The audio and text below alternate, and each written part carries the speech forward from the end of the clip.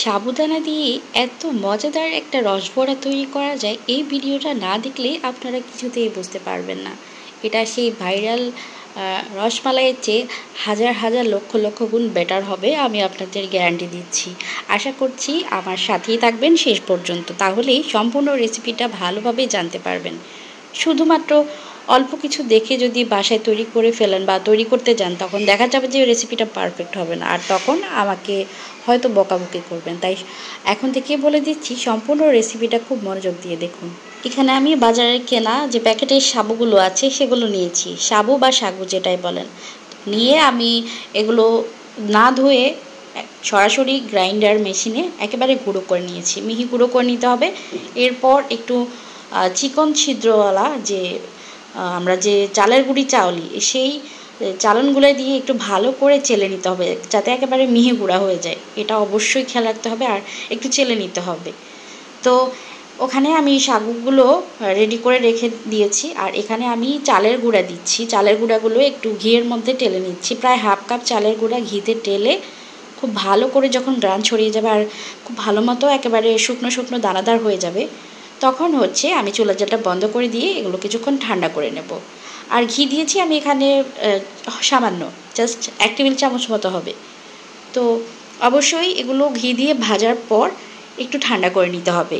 ঠান্ডা করে নিয়ে তারপর দুধ অ্যাড করতে হবে। এখানে আমি ফুল ক্রিম দুধ দিয়েছি আধা লিটার, দিয়ে আমি এরপর খুব ভালো করে দুধের সাথে এই চালের গুঁড়াটা মিশিয়ে ভালো করে তারপরে গিয়ে আমি চুলা ধরিয়ে এরপর আমি এটা নাড়িয়ে নাড়িয়ে অনবরত এরকম একটা ডোয়ের ফর্মে এনে নিয়েছি। আর একটু ভালো করে নাড়তে হবে যাতে ভেতরে কোনো লাম্পস ক্রিয়েট না হয়, সেদিকে খেয়াল রাখতে হবে।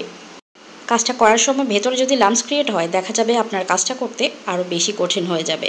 তো দেখতে পাচ্ছেন এটা কিন্তু হাতে লেগে লেগে আসছে, আর এটা প্রায় ঠান্ডা হয়ে গেছে, তবে ভেতরে এখনও গরম।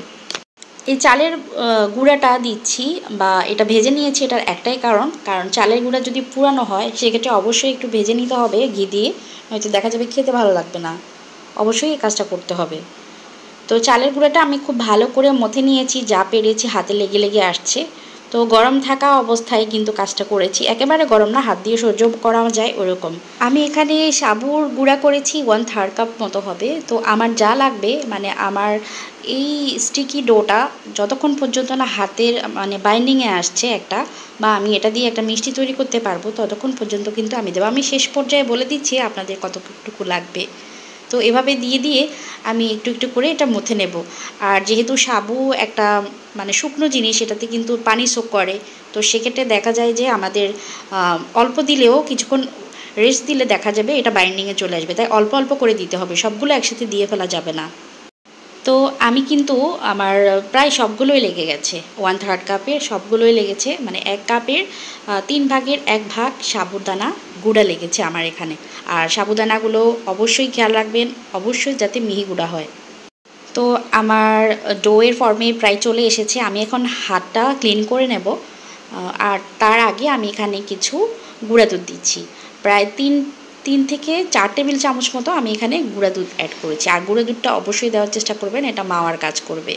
এরপর সামান্য ঘি দিয়েছি, এখানে তেলও দেওয়া যাবে, কারণ এর আগেও আমরা ঘি ইউজ করেছি। সরি, কিছুটা পড়ে গেছে। আচ্ছা, যাই হোক, এরপর হচ্ছে আমি বেকিং সোডা দিয়েছি।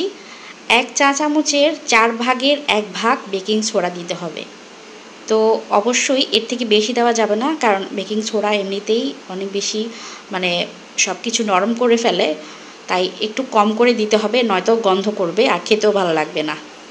তো আমার হাতটা ক্লিন করে নেওয়া হয়ে গেছে, আমি ধুয়ে হাতটা শুকিয়ে এখন হাতের মধ্যে কিছুটা ঘি লাগিয়ে এখন যে শেপ মানে যে চাইলে গোলও করতে পারেন, চাইলে লম্বাও করতে পারেন, ছোটো ছোটো করতে পারেন, বড় বড়ও করতে পারেন, আপনাদের মর্জি মতো আপনারা করে নেবেন। আমি এগুলো কিভাবে করছি দেখিয়ে দিচ্ছি। প্রথমে হাতের মধ্যে নিয়ে খুব ভালো করে মথে নিতে হবে।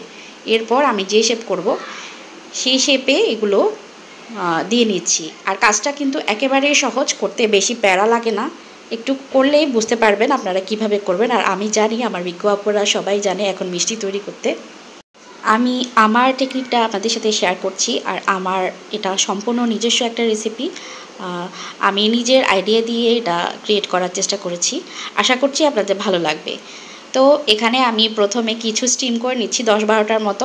আমি দুইভাবেই করতে চাইছি, মানে আমার এটা যেহেতু একটা এক্সপেরিমেন্টাল রেসিপি, তো সেই ক্ষেত্রে আমি চাইছিলাম প্রথমে একটু ভাপে দিয়ে নিই, ভাপে দিয়ে দেখি কীরকম হয়। তো অল্প কয়েকটা ভাপে দিয়েছি, আর কিছু আমি এখানে ভেজে নিচ্ছি।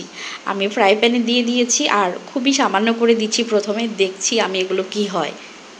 ভাপেরগুলো 10 মিনিটের মধ্যে কিন্তু ফুলে ডাবল হয়ে গেছে। আর ভাপে দেওয়ার সময় অবশ্যই একটু ফাঁক ফাঁক করে দেওয়ার চেষ্টা করবেন। তো ভাপে দিয়ে দিয়েছি, ওগুলো তো হয়ে গেছে, ওগুলো একপাশে নামিয়ে রাখছি। আর ভাপে দেওয়ার সময় কিন্তু অবশ্যই একটু তেল মাখিয়ে নিতে হবে প্যানের মধ্যে বা যে ছাঁচনির মধ্যে আমরা মিষ্টিগুলো দেব। তো এখানে আমার চুলার জালটা মিডিয়াম হিটেই আছে, মিডিয়াম হিটে রেখে আমি মিষ্টিগুলো খুব ভালো মতো কুক হওয়া পর্যন্ত ভেজে নিয়েছি।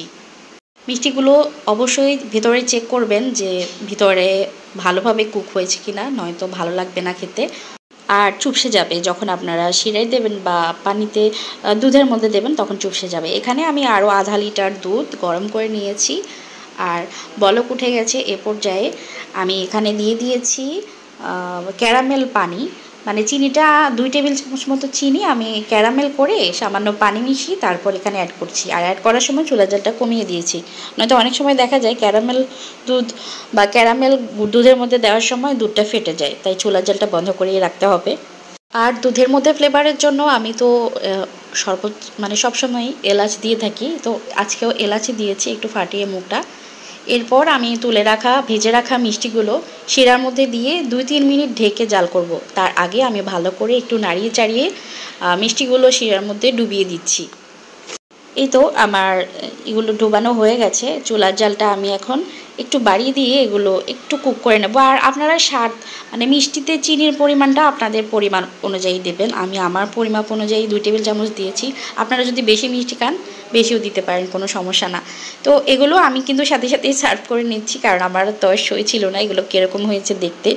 তো আমি এগুলো সার্ভ করে নিচ্ছি গরম গরম। এগুলো অবশ্যই ঠান্ডা হওয়ার পর সার্ভ করবেন, তাহলে খেতে ভালো লাগবে। আহা, আমি তো যে মিষ্টিগুলো কি বলে ভাপে দিয়েছি সেগুলোর কথা ভুলেই গেছি। আপনারা কেউ মনে ছিল? আমি তো ভুলে গিয়েছি বাপু। তো ওগুলো নিয়ে আসছি আর প্রথমে আমি এগুলো সার্ভ করে নিচ্ছি, এরপর উপর দিয়ে ওগুলো দিয়ে দেব।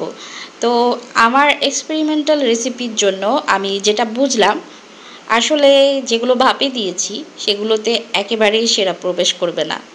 তো আপনারা ভাপে অবশ্যই দেবেন না, শুধু ভেজে নেবেন। ভেজে নিলেই এগুলো পারফেক্ট একটা মিষ্টি বা রসবড়া যেটাই বলেন, রসমালাই, সেটাই হবে। এগুলো কাচের মতো স্বচ্ছ না হলেও খেতে ভালো লাগবে আপনাদের। আমি কিন্তু একটা কেটেও দেখিয়েছি আর আমি এখন ভেতরটাও দেখিয়ে দিচ্ছি। দেখুন, এগুলো কিন্তু খুবই নরম হয়েছে আর ভেতরেও কিন্তু শিরা প্রবেশ করেছে।